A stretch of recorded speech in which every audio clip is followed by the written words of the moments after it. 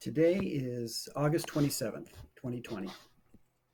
And on this day, there continues to be more national and global turmoil than I've ever seen in my entire life. We're all aware of what's going on. There's a global pandemic. There are protests and violence all over the world, and more frantic and vitriolic political noise than any sane person can reasonably tolerate.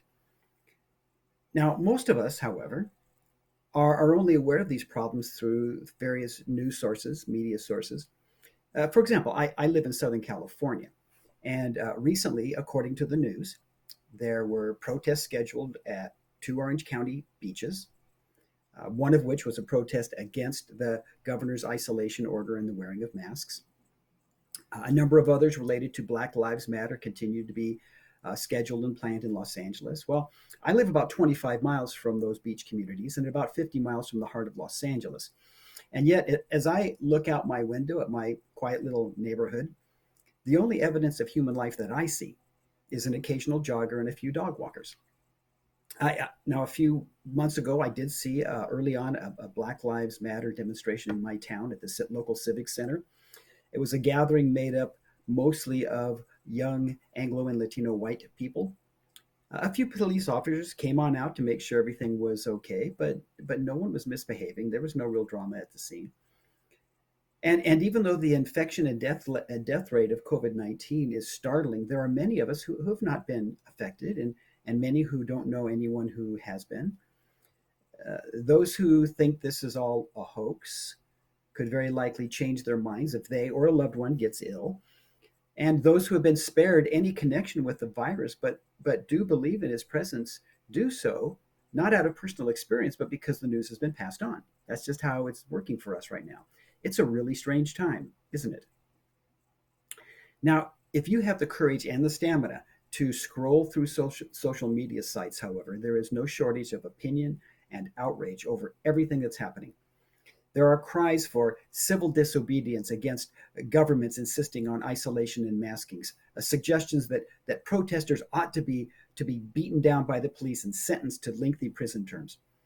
Blame for our problems is poured out liberally, with enemies and perpetrators named specifically. The fear and the suspicion and the rage is evident as people go to war with one another on sites like Facebook. And some of that highly charged emotional outrage is being voiced by people who claim that they are followers of Jesus. Well, particularly in light of the pandemic, some people have found an opportunity for reflection and rest, even when their own livelihoods have been at risk. And there are some Christian thinkers who are asking questions like, well, in a context like this, how do we really know what it even means to be the church? When gathering together is either impossible, ill advised, or highly regulated, does the church still exist? Now, some would say no, and have even gone so far as to defy governmental requirements in the name of constitutional rights and file lawsuits or to stand in resistance to what they interpret as some form of persecution. Others have sought alternative ways to gather, either through video conferencing, like we do in this course, even gathering with safely distanced small backyard groups, which I've done a few times. I've done that in my driveway with some of my neighbors even.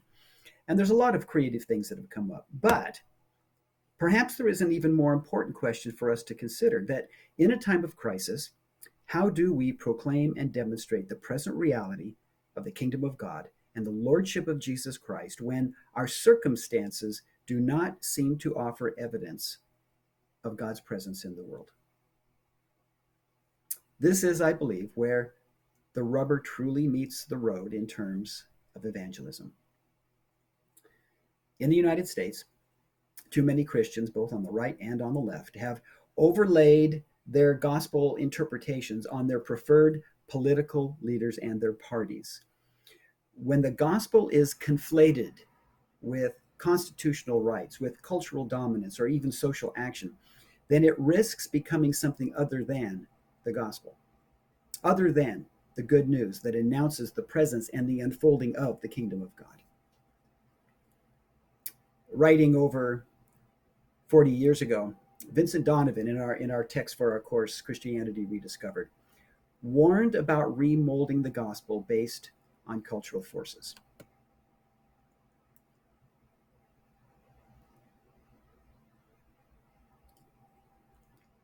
And Donovan said, the gospel is not progress or development. It is not nation building.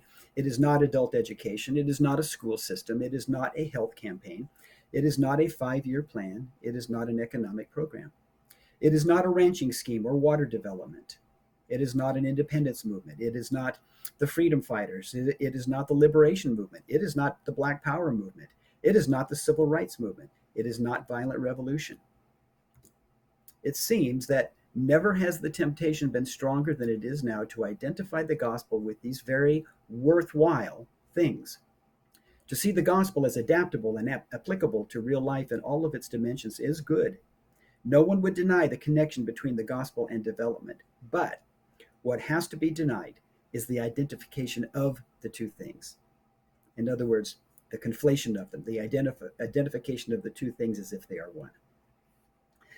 In Rodney Stark's investigation of the growth of the early church in his book, The Rise of Christianity, he looks at two devastating epidemics that ravaged the Roman Empire, one in the late second century and the other in the mid third century. The first may have been smallpox, as far as they know. It lasted about 15 years and it wiped out a third of the population. That's 15 to 20 million people. The second may have been measles, and while not lasting quite as long as the first, it still took a similar death toll.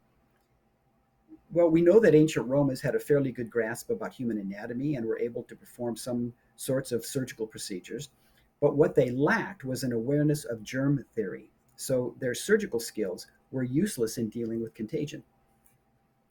And during that time, Christians made up a very small percentage of the overall population. And yet, several sources suggest that many of them stayed in the cities while those in the larger pagan community fled in an attempt to escape disease. Stark quotes the bishop Dionysius, who wrote after the second epidemic, says, the heathen behaved in the very opposite way from the Christians. At the first onset of the disease, they pushed the sufferers away and fled from their dearest, throwing them into the roads before they were dead and treated unbearing corpses as dirt, hoping thereby to avert the spread of contagion of the fatal disease. But do what they might, they found it difficult to escape. Stark points out that for these early Christians, the words of Jesus in Matthew 25 were still new, fresh words. For I was hungry and you gave me food. I was thirsty and you gave me drink. I was a stranger and you welcomed me. I was naked and you clothed me. I was sick and you visited me. I was in prison and you came to me. Truly I say to you, as you did to one of the least of these my brethren, you did to me.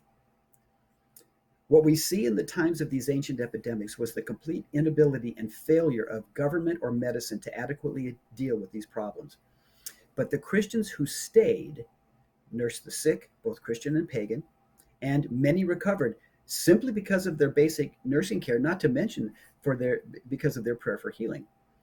The Christians were also known to constantly pray for people, for themselves, for others, and they pointed people to a hope that surpassed earthly existence. Many of the Christians also became infected, but many survived because of the way they cared for one another. And it should be no surprise to us that the church grew during these times. Well, in our time, we are not only living with a pandemic, but also with social unrest. There are demonstrations all over the world crying out for justice and for a stop to racism and demanding police reform. This, of course, is not the first time that the church has been confronted with demands for justice that come from the larger culture. But as with the history of the abolitionist movement and the civil rights movement in the US, the church has often been out of step with, antagonistic toward, or even silent about the cries for justice. Now, that isn't to say that there weren't people of faith involved with these movements, because certainly there were. But the church at large tends to lag far behind these challenges to injustice. As a result, the narrative takes on a form that often has no relationship to the gospel. And as Father Donovan pointed out, these movements cannot be identified with the gospel.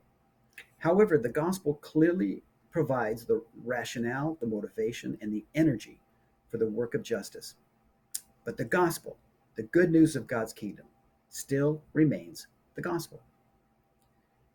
Alan Kreider suggests that Christians in the ancient world lived in the tension of a world that they loved and cultures that had distorted the beauty that God intended for the world. He says, in the ancient world, when Christians were at their best, they sensed a dynamic interplay between indigenizing and being pilgrim, between affirmation and critique. They lived in existential tension between being at home and being strangers. Christians living in Carthage or Caesarea experienced two things: gratitude for the beauties in their local cultures, and also discomfort with the distortions in their cultures to which the gospel had sensitized them. As a result, out of their love for their cultures, the Christians attempted to embody alternatives that pointed the way forward for the healing of their cultures. Both as individual believers and also as believing communities, they lived lives that contained a yes and a no. With both, they aimed to make a positive contribution to the common good.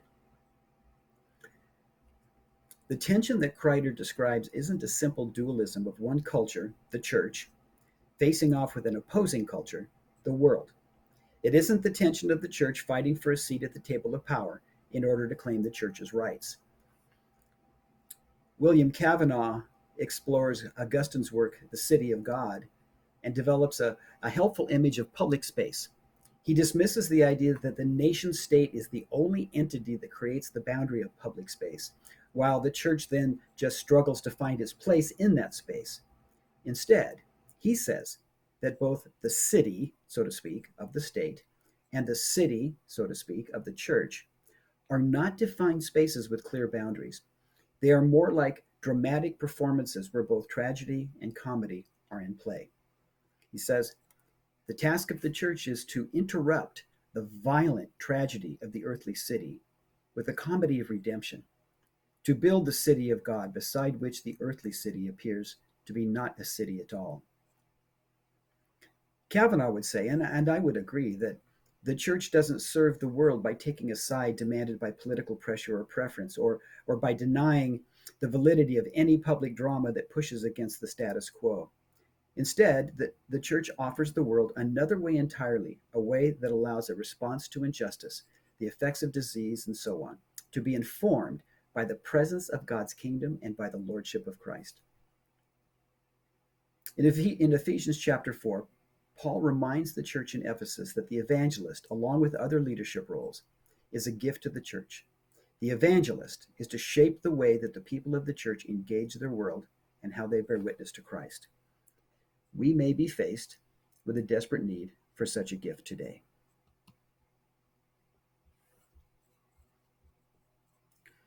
As you can see, I'm trying to find my way back to the turning off the video. Hopefully I will